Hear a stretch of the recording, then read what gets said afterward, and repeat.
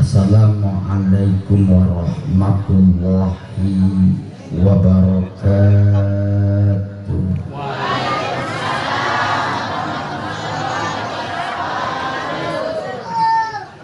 Bismillahirrahmanirrahim. Walhamdulillah. Alhamdulillahilladzi asra bi'abdihi layla minal masjidil harami ilal masjidil aqsa alladzi barakna hawlahu linuriyahu min ayatina innahu huwas sami'ul basir.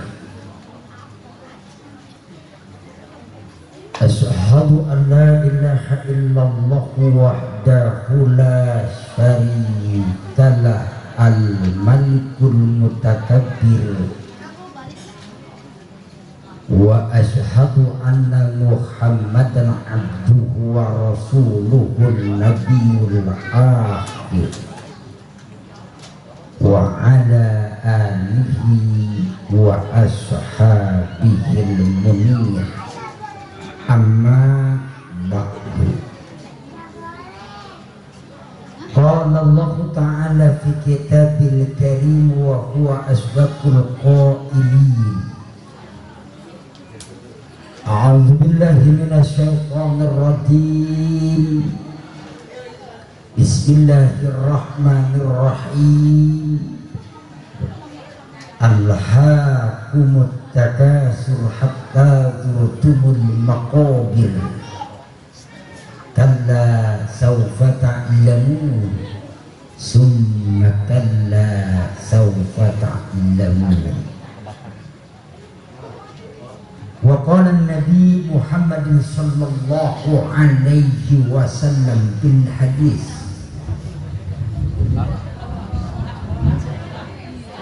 as-salatu mi'ratul mu'minin. Sadaqallahul azim wa sadaqa rasuluh habibun nabiyul karim wa nahnu ala dhalika minas syahidina wa syakirin walhamdulillahi rabbil Hadratil mukarramin, segenap orang tua, tokoh masyarakat, para mu'allim, para asatid, para hujat, segenap para ibu, para guru, para ustazah, adik-adik, remaja, bapak ibu yang sama saya hormati.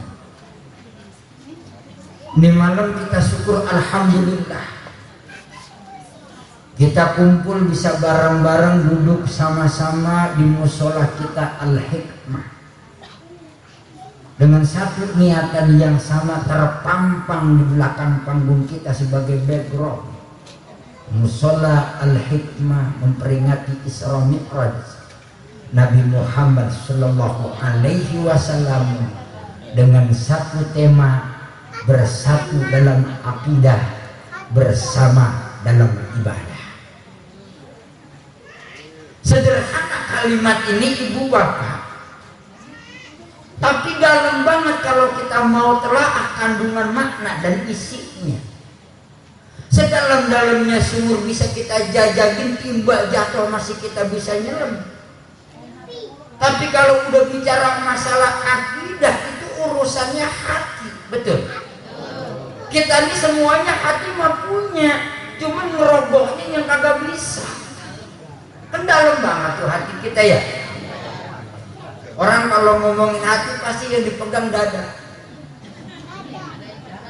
Hati saya sakit banget, sakitnya di sini.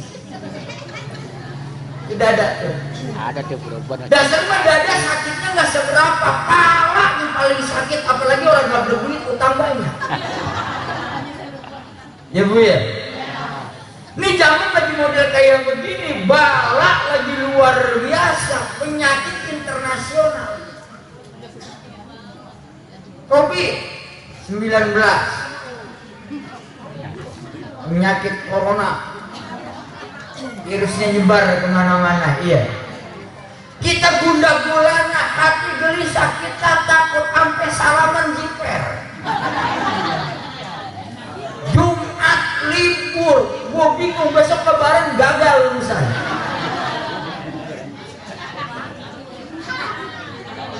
Separuh orang lu biasa-biasa aja, mungkin dia lah cuman kolor celana asik aja, buktinya aman-aman aja, bener ya buat ibu. Tapi para ustadz kasihan, banyak jadwal batal, apalagi di Jakarta di cancel, kasihan banget. Kalau begini ustadz gulung tikar. Jelek banget kalau besok ada ustadz gantung sorban. Ya bu ya, lah sepak bola bisa ganti sepatu, ustadz gantung sorban. Ya gantung sorban sih gampang, nyari berkatnya yang susah. Bener? Nasi mah ustadz juga punya, bininya rajin masak. Jangan dikira bininya ustadz kagak bisa masak. Masak mah sama baik, emang udah keharusan buat perempuan walaupun kagak wajib, betul. Tapi sama urusan berkat itu tetap beda. Kenapa? Berkat mah gratis. Di tengah sibuknya kayak begini, sedihnya kayak begini, di tengah gundah gulananya bangsa Indonesia, di mana pemimpin-pemimpin kita sekarang ini kompak memerangi corona. Banyak tempat-tempat ibadah yang dikosongkan. Ujung-ujungnya kita jauh dari Allah Subhanahu wa ta'ala. Sedangkan tempat kita berlindung berta'awuz adalah Allah. Kenapa ini terjadi? Jawabannya satu, kita ini kebanyakan sekarang beriman, percaya tapi kurang yakin. Setuju? Percaya sih percaya, cuman sayangnya keyakinan kita, kepercayaan kita nggak 100%. Kita krisis dengan kepercayaan. Orang ini percaya cuma sekedar percaya tanpa dalil, tanpa sebab, tanpa argumen, tanpa alasan. Takjub yang ada dalam agama. Kita nggak sadar bahwa dengan kayak kejadian semacam ini barometer kita terukur bahwa kita orang-orang yang beriman tapi iman kita belum sampai kepada puncaknya. Wajar kalau umat Islam banyak yang meninggalkan ibadah kepada Allah. Ya bu ya, sama corona takut, sama neraka nggak takut. Betul? Betul? Untuk corona tinggalkan masjid, bubarkan majelis taklim, liburkan lembaga-lembaga pendidikan dan pondok pesantren. Tapi kalau urusan neraka, up to you. Lu mau maksiat jalan terus, mau ngegape sampai pagi, monggo.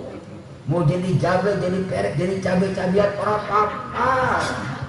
Di kampung kita masih marak model kayak begitu, betul kagak? Si ibunya sholat subuh telat, bapaknya kesiangan, anaknya kebluk. Masih ada model kayak begitu, bener nggak? Jujur aja, jujur. Emang kita siapa sih? Ya, kita orang awam, bukan para wali. Bener? Biar katanya udah tahu ini duit haram, kalau urusannya gede cekel baik. Iya. Perkaranya urusan haram kita hafal, ini dosa. Oh, ini boleh perlombaan. Oh, ini boleh judi. Ngelihat jumlahnya gede getem. Nggak ada itu ibu-ibu yang bilang najis. Najis nggak ada. Kalau udah ngeliat duit mah malah dalilnya berubah. Yang najis mah permainannya, duitnya makan kakak. Betul kagak? Mau ngomong apa kita? Aman neraka mah nggak takut. Dasar mah di tengah merunya kayak begini kita perlu bermunajat kepada Allah. Terserah perkara mau di masjid berjamaah atau cuma di rumah, nggak jadi masalah. Kadang-kala pemerintah juga mesti kita taatin, ulil amri. Buat apa? Kemaslahatan umat. Kita yang di masjid mungkin barangkali aman-aman saja, tapi saudara-saudara kita yang bukan di masjid yang kagak aman. Betul. Makanya saya kemarin mikir-mikir, kalau yang di dalam masjid udah punya wudhu, dibersihkan tangannya. Ya kan katanya corona itu caranya mencegahnya dengan banyak cuci tangan. Betul. Kalau orang ke masjid kan udah pasti cuci. Dan ngambil wudhu kan pertama kali tangan dulu. Nggak ada mentang-mentang mukanya cakep, mukanya dulu dibasuh. Begitu ngambil wudhu keran dibuka langsung doa, Allahumma bayyin wajhi yauma tabyaddu wujuh wa taswaddu wujuh. Kata malaikat, salah. Tangan dulu nomor 1. Bener. Itu yang udah ketahuan masuk masjid tangannya bersih bang, diliburkan. Yang gua bingung kenapa PNS kagak libur. Kan memang mencuci tangan itu. Sekali mencuci tangan dia nggak ketahuan korupsi doang. Betul kagak? Ini aneh. Kita krisis keyakinan. Makanya akidah kita nggak kuat, ikatan kita kendor sama Allah. Kita cuma ngomong i'tiqadu billah, saya beriktikan, punya keyakinan akidah kita kepada Allah Subhanahu wa taala. Tapi manakala ujian, cobaan datang, kita bukan merapat mendekatkan diri kepada Allah, kita malah lari jauh dari Allah. Ada yang ngeluarin dalil. Dulu juga zaman Rasulullah pernah dilakukan yang namanya lockdown. Seluruh penghuni Makkah masuk rumah.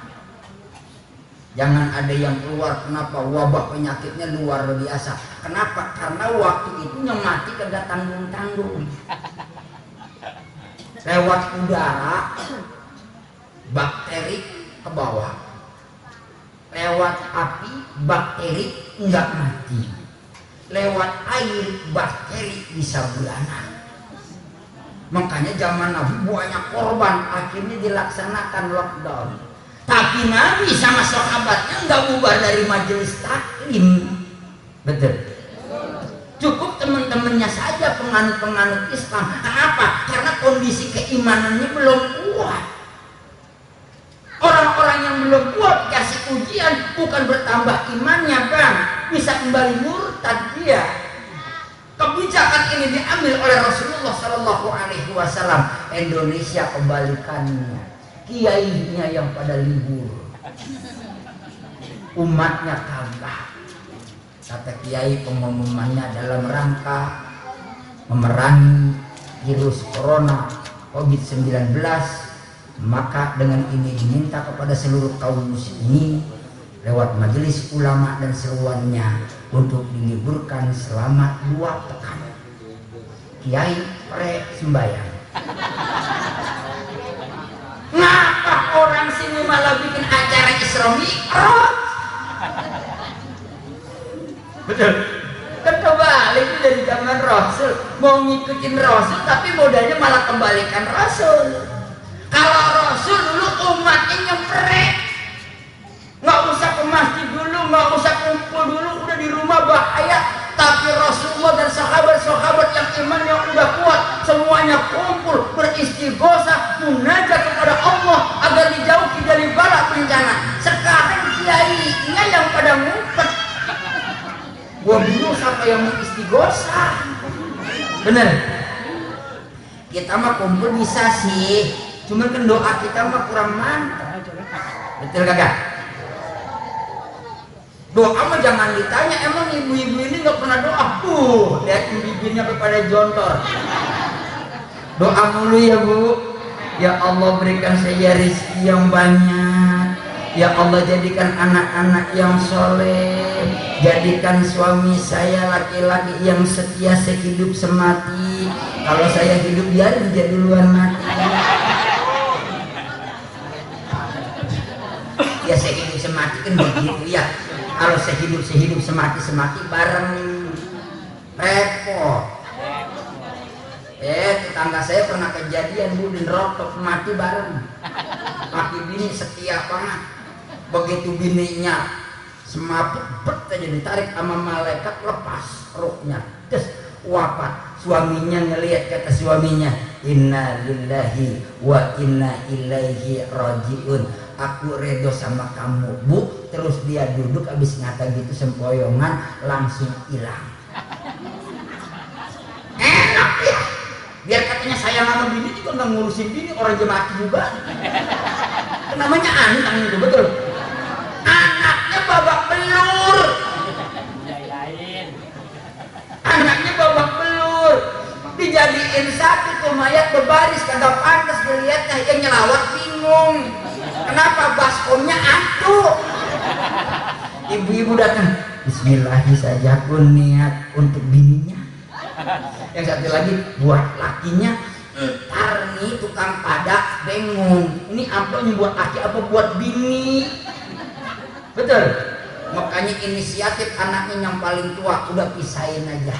Yang satu di rumah anaknya yang perempuan, yang satu lagi di rumah anaknya yang laki-laki yang paling tua. Setia sehidup mati tetap aja sama anaknya, begitu mati dipisahin. Kagak nyatu lagi aja tuh. Bener ya Bu ya.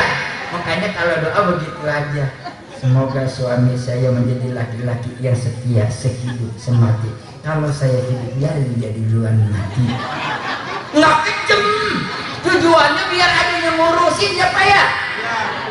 Saya kalau mati bareng-bareng kagak ada yang ngurusin, apalagi se-RT berikut ambil-ambilnya, bisa mayat kita dibuang-buang. Betul nggak? Kedua orang kalau matinya bareng kan ngeribetin orang, bener. Kasihan tukang gali kuburan, tua juga ngos-ngosan mandi keringet, apalagi dua babak belur. Nggak percaya dia. Di wilayah Pasar Bengkok pernah begitu gali kuburan buat si almarhum, kuburannya udah selesai, yang gali kecapean, duduk di dalam kuburan, mati di situ dia. Mati di situ dia.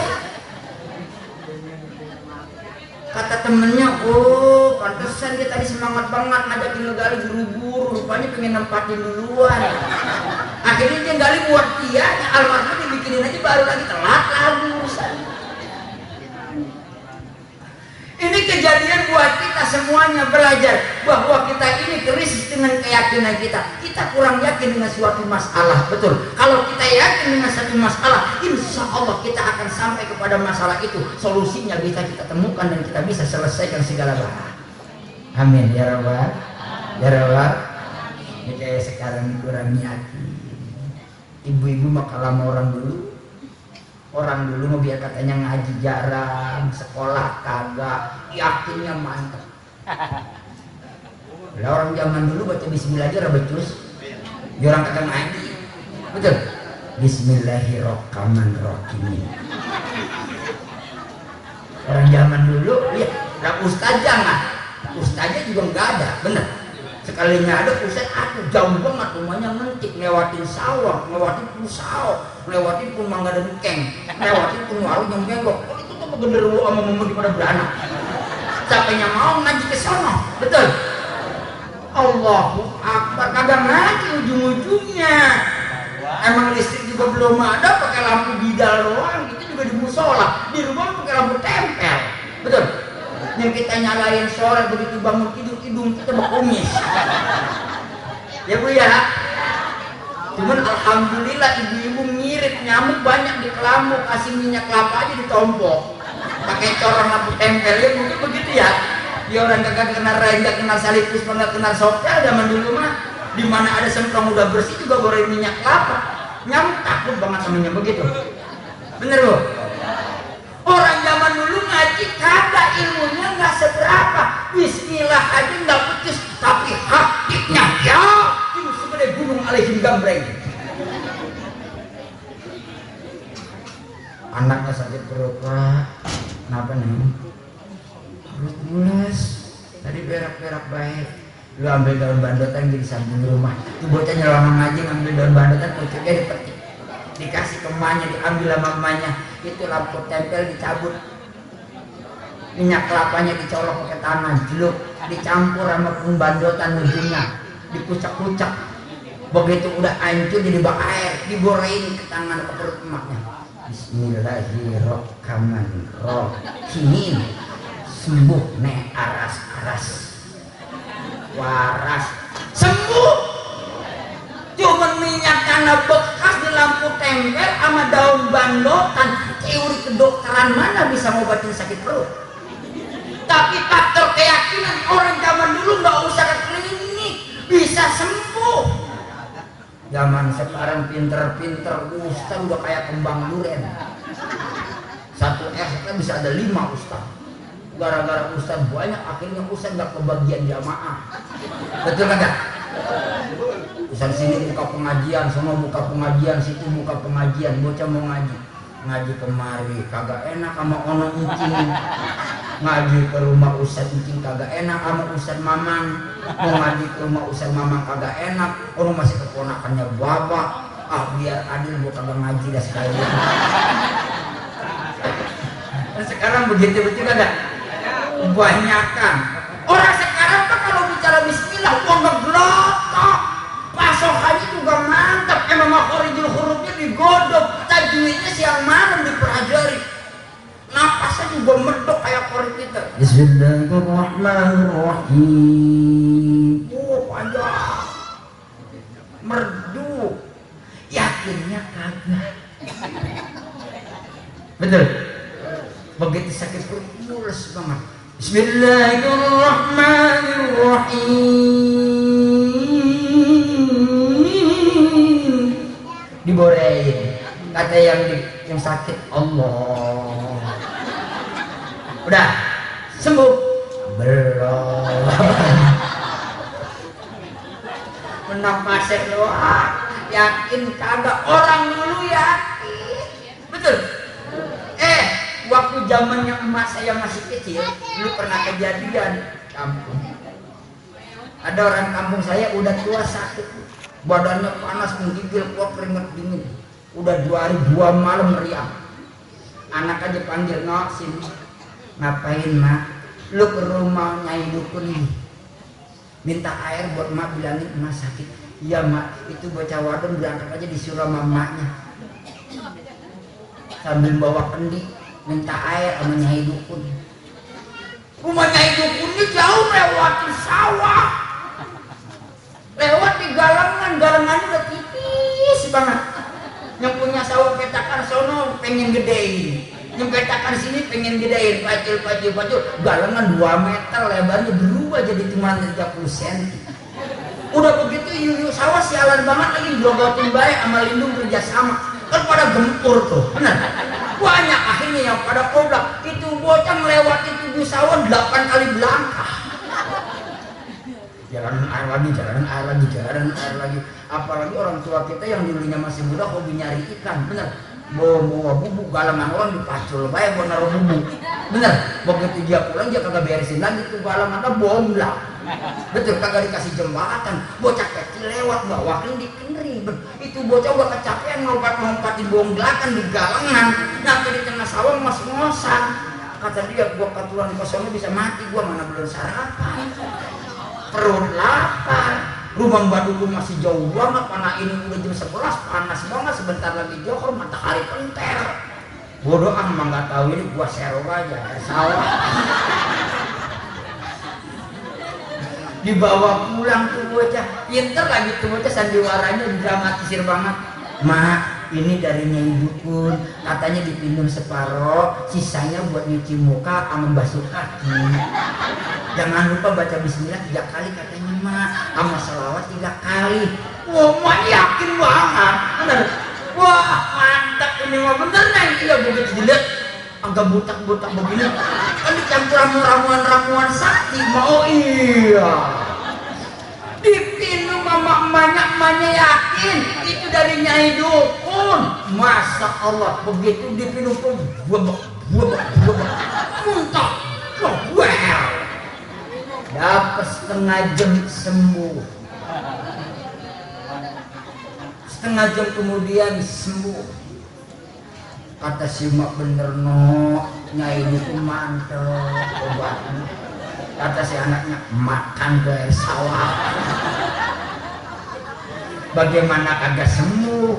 Yang dipinum air sawah masuk ke perut, berebok jadi muntah, nah penyakit keluar semua. Bener, sehat ya. Itu orang zaman dulu ya. yakin masalahnya. Kita nggak yakin bicara masalah akidah. Akidah kita ke Allah semana, betul. Kita nggak ada rasa haus sama sekali. Apa ada orang sini begitu kagak sholat sakit? Wih, ada? Enggak ada. Yang saya tahu ibu-ibu di sini mah kebanyakan sholat malah sakit. Ya Bu ya. Orang kalau yakin akidahnya kepada Allah kayak sahabat, lihatin sahabat Anas bin Malik, subuhnya telat, badannya meriang, mukanya pucat pasi. Kenapa? Yakin kepada Allah Subhanahu wa Ta'ala bahwa sholat adalah tiangnya agama, sholat adalah wajan timbangan amal ibadah kita. Kita kagak yakin, betul, betul. Malah haji kita kejar-kejar, umroh, betul. Arab Saudi ngasih pengumuman umroh ditiadakan dulu untuk sementara untuk mencegah merambatnya virus corona. Yang udah daftar sewot Arab goblok biasanya ngerti dari kontak doang, orang mau umroh kayak diperain, bukan begitu ya. Kita nggak yakin sama Allah. Sholat kita wajan pertama timbangan amal ibadah, yang paling bener sholatnya dulu beresin, bukan umrohnya. 1000 kali kita umroh ke Mekah bolak-balik kayak ke WC umum. Kalau sholat kita kagak beres, ya nggak bakal beres ibadah kita. Bu, dengerin. Wih, dengerin yang pura-pura budak. Ini mah kagak, orang mau belajar mikir apa sekali-kali. Saya berangkat umroh tujuannya ngapain di sana? Kapan ibadah, betul nggak? Kita ke Madinah, di Madinah ibadah. Kita lari ke Mekah, di Mekah juga ibadah. Ke Madinah adanya di masjid, pulang ke Mekah di Mekah juga di masjid. Semuanya buat ibadah. Kenapa umroh kita bela-belain masjid yang jauh, masjid di kampung kita, musola di kampung kita nggak pernah kita kejar? Pakai otak. Woi, pakai otak. Apa karena kalau dari musola nggak bisa bawa sorban? Kalau pulang umroh bisa pakai sorban, begitu? Ngapain? Betul.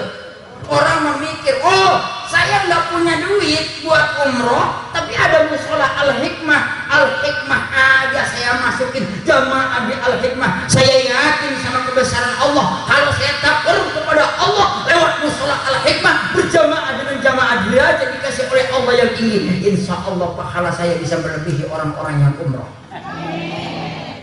Gitu. Ini mah kayak Haji Dabeng sih. Tahu Haji Dabeng? Berangkat haji udah kayak pengantin, digiring rame-rame, pulangnya dijemput se-RT. Ya, dibangga-banggain sama orang kampung pakai peci putih, di bandara ganti sama gamis. Jalan tertentengnya udah kayak kapal Jepang kena tembak. Minyak wanginya nyerobong banget. Asli waran Mekah. Tasbihnya dipegang. Lagi di Mekah nggak pernah megang tasbih. Berangkat ke Mekah, tawaf sunnah, langsung pulang ke pasar Seng. Dari Mekah berangkat lagi ke Mekah, pulang ke pasar lagi.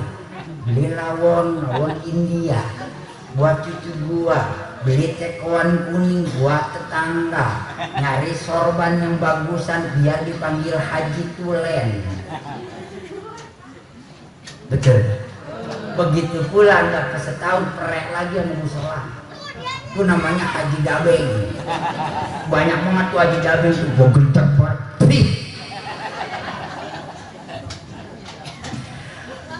Kita ini sebenarnya sholat udah kayak Rasul, Bang.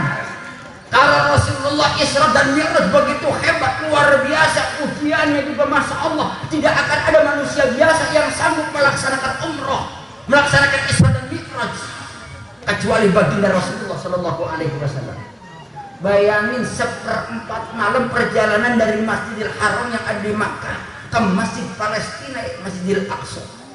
Dari Masjidil Aqsa di Palestina berangkat lagi menembus angin pertama, kedua, ketiga, ketujuh sampai ke Sidratil Muntaha, ke Rabbul Akbar, berjumpa dengan Allah Subhanahu Wa Taala. Pagi belum datang, Rasul udah pulang. Sanggup kita naik perjalanan secepat itu, Bu?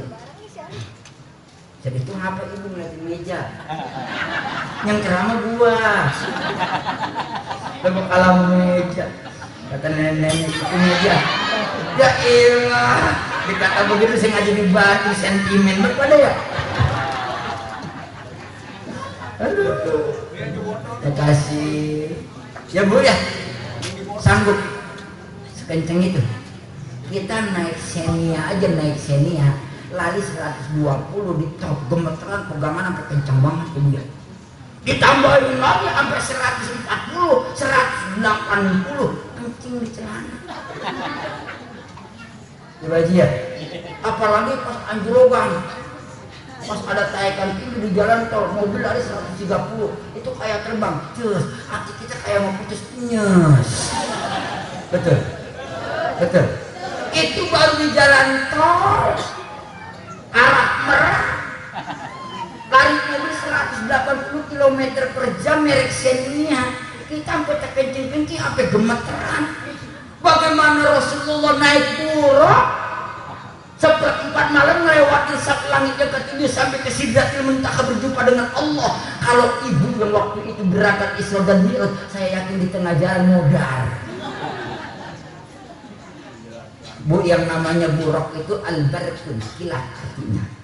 Kenapa dipanggil buruk? Karena kendaraan ini semua makhluk Allah yang ada di alam surga kecepatan seperti kilat. Itu kalau ibu megang HP, blitnya dihidupin, begitu dipencet, blit udah menyala. Begitu. Tuh buruk kayak begitu terbangnya bang. Nggak ada motor ninja yang bisa ngalahin buruk. Bener, dia udah boleh dikilik juga.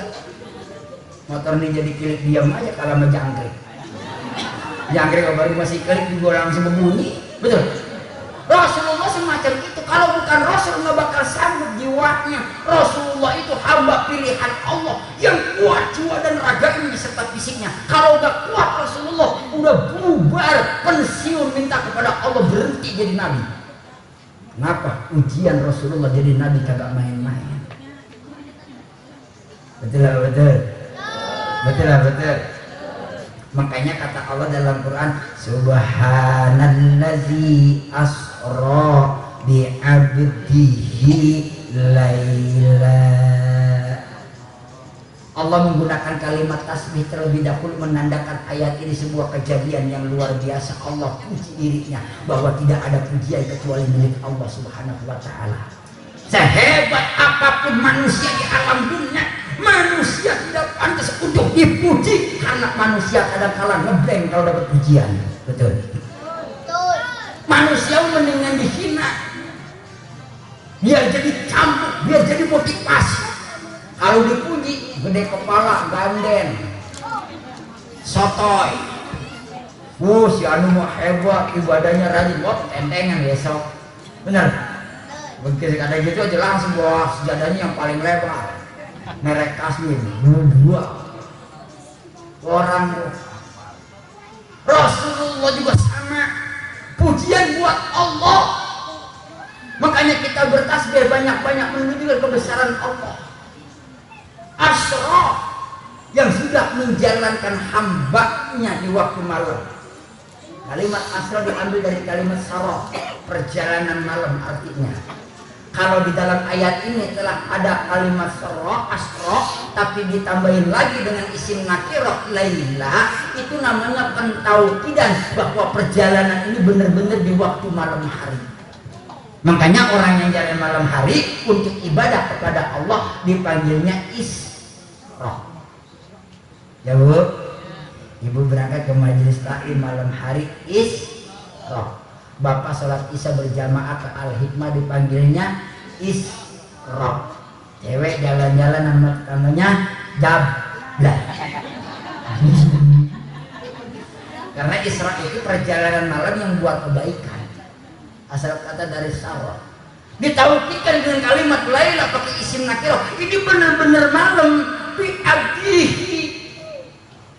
Sebagai objeknya adalah hambanya Rasulullah, makhluk pilihan Allah. Allah yang berkehendak, Allah yang punya sifat irodah, Allah yang punya sifat kudrah, Allah yang punya sifat muridan. Allah yang menjalankan, Rasulullah adalah objek yang dijalankan oleh Allah Subhanahu wa taala. Berangkat sampai ke sab langit yang ketujuh, Rasulullah diminta jadi imam oleh ruhnya para nabi. Ketemu tuh Rasulullah sama ruh para nabi dari zaman Nabi Adam alaihissalam. Rasulullah diminta jadi imam, artinya umat Nabi akhir zaman diutamakan ketimbang umat-umat yang lainnya. Alhamdulillah. Apa yang membuat Nabi dimuliakan kayak begitu? Khatamul anbiya'i wal mursalin, imamul muttaqin. Beliau Nabi penutup para rasul, para nabi Allah Subhanahu wa taala. Beliau adalah imam buat orang-orang yang bertakwa. Siapa yang bertakwa? Yaitu umat Rasulullah yang menjalankan oleh-oleh yang dibawa oleh Rasul. Mana oleh-olehnya? Begitu sampai di Sidratil Muntaha, Rasulullah berjumpa dengan Allah di Rabbul Ahbar. Apa itu Sidratil Muntaha? Ada beberapa kalimat-kalimat pemahaman tentang Sidratil Muntaha menurut para mufassir. Sidrah adalah sebuah pohon yang ada di tengah orang Arab. Dulu zaman Nabi, pohon sidrah itu pohon yang besar, pohon rindang. Di situ tempat orang pada berteduh kalau istirahat. Itu namanya sidrah. Kalimat sidrah digunakan juga oleh Allah dalam Quran untuk menjelaskan bahwa di surga juga ada pohon daun yang bernama sidrah. Tempat mencatat tentang kematian manusia, qada takdir baiknya, khairihi wa syariki minal. Dan yang ketiga, para mufassir berpendapat bahwa sidrah yang dimaksud dalam surat Al-Isra ayat pertama ini adalah Sidratil Muntaha, sebuah tempat naungan yang tinggi buat keilmuannya Rasulullah Shallallahu Alaihi Wasallam, hikmah yang dimiliki oleh baginda Nabi Shallallahu Alaihi Wasallam. Dari mana asal muasal sababnya Nabi memiliki hikmah yang tinggi? Sebelum perjalanan Isra, Nabi lagi tidur di Masjidil Haram, 3 malaikat datang menjumpai Rasul. Bu, Nabi diparanin sama 3 malaikat. Malaikat Jibril, malaikat Mikail, malaikat Israfil. Dibawa Nabi ke sumur Jam-Jam sama malaikat Jibril, dari ujung tenggorokannya dibedah sampai ke dada Nabi. Dikeluarin tuh hati Nabi, dikucek oleh air Jam-Jam sebanyak 3 kali oleh malaikat Jibril. Setelah itu dibawain 2 bejana besar oleh malaikat Jibril yang isinya adalah iman dan kekuatan keilmuan. Ditumpahkan semuanya, diberikan kepada Rasulullah, sehingga Rasulullah adalah makhluk yang teramat luar biasa di mata Allah dan di seluruh mata umat manusia. Beliau adalah pilihan Allah. 3 malaikat ini simbol majaziah buat kita. Yang pertama, malaikat Jibril ngajarin sebagai malaikat yang menyampaikan wahyu Allah, sebagai perantara dari Allah kepada para nabinya, bahwa manusia belajar ilmu pengetahuan tanpa batas. Corona tidak akan pernah terselesaikan walaupun 1 juta umat manusia berdoa berjamaah, kalau tidak ada ikhtiar dari orang-orang yang berilmu untuk menemukan vaksin anti corona. Cina dengan keilmuannya luar biasa, 1 bulan rumah sakit terbesar corona diciptakan singkat. Di kampung sini musola segede keper 2 tahun kagak jadi. Betul, betul. Itu ilmu, Bu. Kita bingung mikirnya. Dan ada gua undang suruh bikin rumah, benerin doang, ngerehab rumah, gali pondasi 2 hari, nanam besi 2 hari, ngecor 1/2 hari. Itu udah ngundang tetangga, sayur asap habis 2 baskom. Betul. Cuman samping doang, sebulan kagak beres. Cina dengan ilmu pengetahuan yang hebat, begitu majunya, akhirnya rumah sakit dalam 1 bulan beres.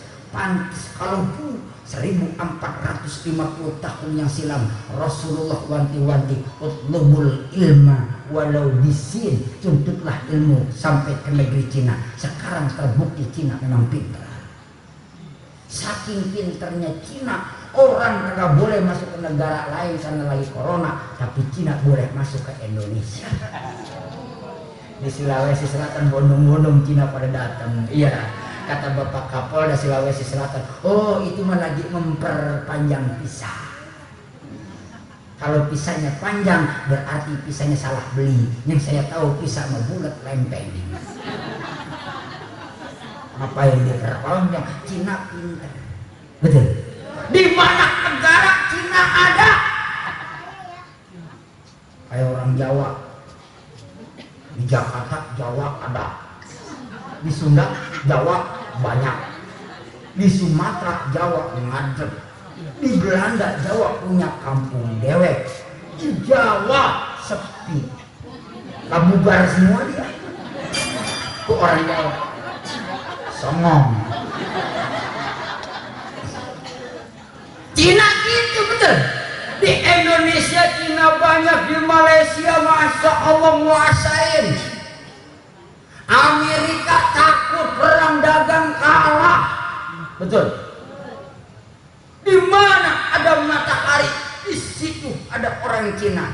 Wajar kalau Nabi sudah wanti-wanti ingatkan kepada kita, cari ilmu setinggi-tingginya sampai ke negeri Cina. Kita boro-boro ke negeri Cina, ke majelis taklim di rumah Ustaz aja obat dateng. Betul. Alasan bakul kok ngaji, waduh ribet banget, kondangan ada 3. Bener-bener kondangan buang duit dateng, ke majelis taklim dapat pahala kagak dateng. Kan kalau ke majelis taklim mah kagak bayar. Bayar Ustaz, kan ada Ustaz aja kita ngamplopin. Ustaz aja kagak minta amplop. Emang ada Ustaz aja amplopin saya enggak kan? Enggak, Ustaz aja mah akhlaknya tinggi, adabnya bagus. Walaupun kagak ngomong tapi tasnya disiapin yang gede. Kemana ke majelis taklim ditenteng banget ke tas, bermasukin amplop. Itu kudu ngerti. Betul. Nggak mau kita. Ini di Al-Hikmah pengajian saya yakin kalah sama organ tunggal jamaah. Betul Pak ya? Per-peran aja satu kampung sama saya. Udah kagak jauh beda. Bener. Kita umumin Pak, segenap jamaah majelis taklim mingguan diharap segera hadir. Yang di rumah saya ingatkan, ini malam-malam waktunya kita ngaji jamaah kita. Kebetulan alhamdulillah guru kita Pak Ustadz sudah ada. Ustadz udah nyampe, jamaah baru diomongin, pengumuman baru keluar, terus sombong dorakan. Bener. Mestinya jamaah nungguin Ustadz, bukan Ustadz nungguin jamaah. Di kampung kita terbalik, makanya kampung kita kurang berkah. Mau ngomong apa Bu? Gua jeblogin baik. Kedua bininya sama sama lakinya. Bang, kagak ngaji, gerimis. Iya nanti kena corona. Bininya ngatain gitu. Lah tulis kagak ngaji. Laki-laki orang berangkat ngaji mah dikasih semangat aja masih malas, apalagi malah digituin, dibikin down. Ya udah kagak ngaji. Betul Pak ya? Beda sama ngancongin janda. Ngancongin janda mau biar katanya halilintar sama kudu jebar-jebar. Gerimis udah mulai juga gerasak, daun udah pada goyang, aspal udah mulai banyak. Bininya ngomong, Bang jangan keluar, kan badannya lagi meriang, tuh lagi gerimis. Oh ini mah bukan gerimis, teh angin.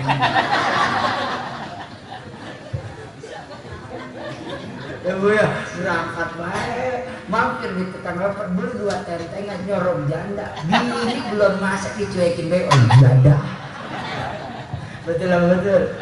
Kalau pengajian tuh kagak doyan. Kita mau ngomong doang. Betul. Ayo ngaji semuanya. Biar kita punya ilmu.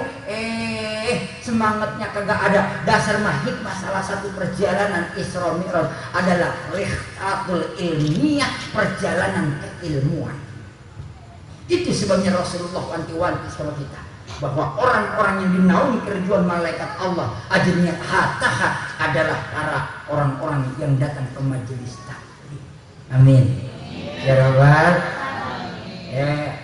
Ahli ilmu sama ahli ibadah beda. Dulu Rasul pernah ngobrol sama setan, sama jin. Di sebuah ruangan tempat ibadah, jin mau masuk keluar lagi. Ada ahli ibadah lagi sholat. Dilihatin aja sama Rasul, kita masuk lagi, keluar lagi, masuk lagi, keluar lagi. Jin, emang apa itu keluar masuk? Saya mau godain ahli ibadah. Kenapa nggak digodain? Itu ada ahli fikih lagi tidur. Dia mah lagi tidur juga ilmunya mah kapan melek. Ahli fikih mah, benar. Ahli fikih mah asal dia duduk tenang sila biar katanya kentut kagak batal. Betul. Kita duduk nih Pak, nggak keluar dari posisi kita, nggak mincer, kentut. Dalam kondisi ngantuk, nggak keberasa, nggak batal. Dalam fikih itu, coba ahli ibadah.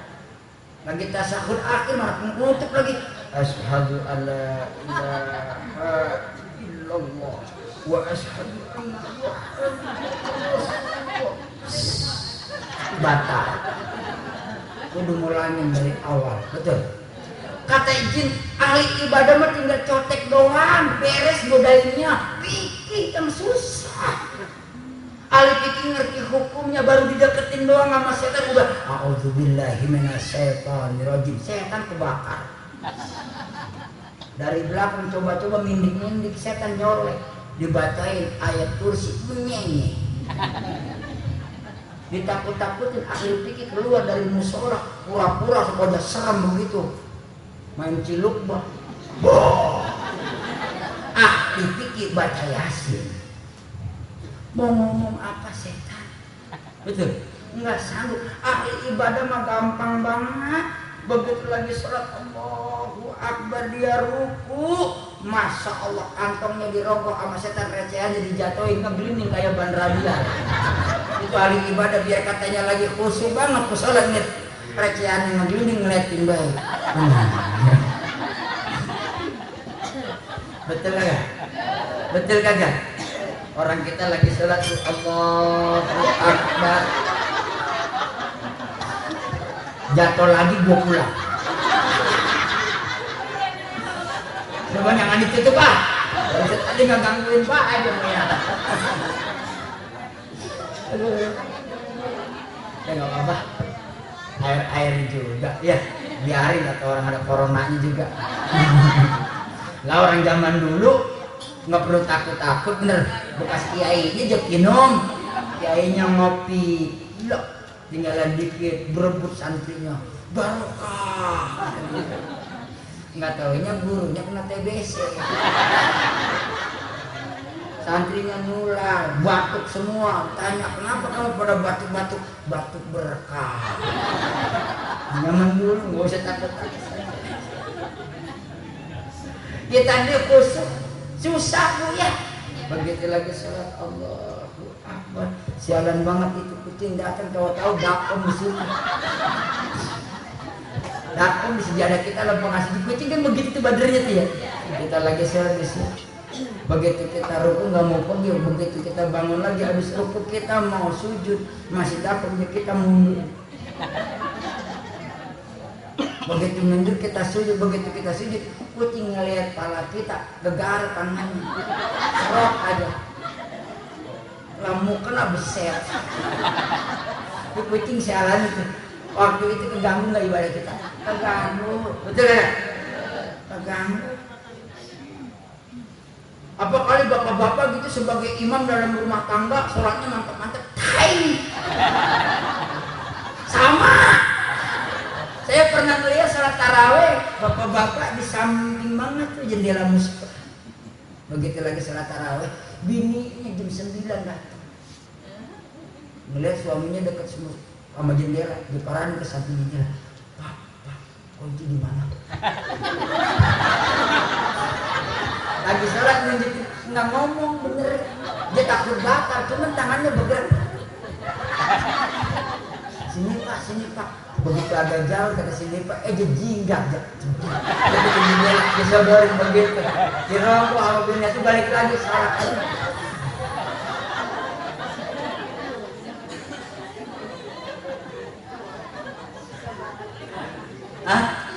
Iya adanya